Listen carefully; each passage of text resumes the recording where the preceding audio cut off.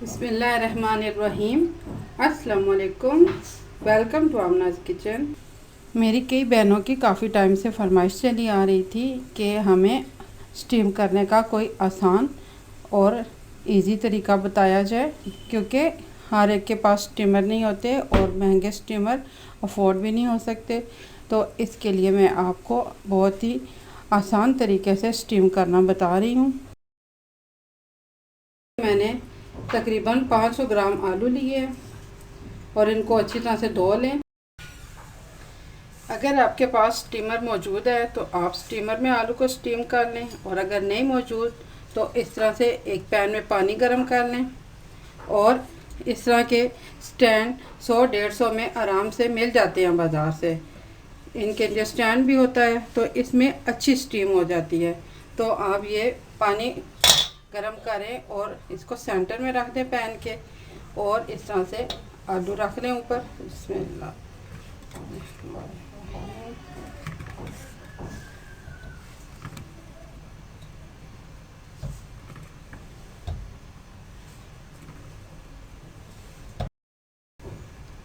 अब आप 1 चाय के चम्मच बराबर नमक भी इसमें डाल दें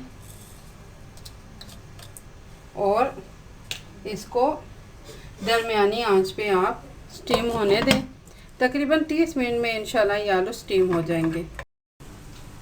ये आलू बहुत आसानी से स्टीम हो गए हैं। इनको आप ठंडा करें और ज़रूरत के मुताबिक आप इनका छिलका उतार लें, तो बहुत ही सहूलत के साथ ये छिलका उतर जाएगा। और ये आप 5-6 दिन तक आराम से फ्रिज में रख सकती हैं, इनके जायके में कोई फ़र्क नहीं आएगा।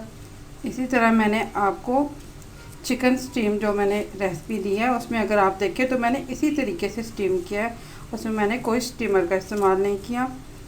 इसी तरह आप सब्ज़ियां, गोश्त, चिकन सब चीज़ें आराम से स्टीम कर सकती हैं, बहुत आसानी के साथ, बहुत सहूलत के साथ।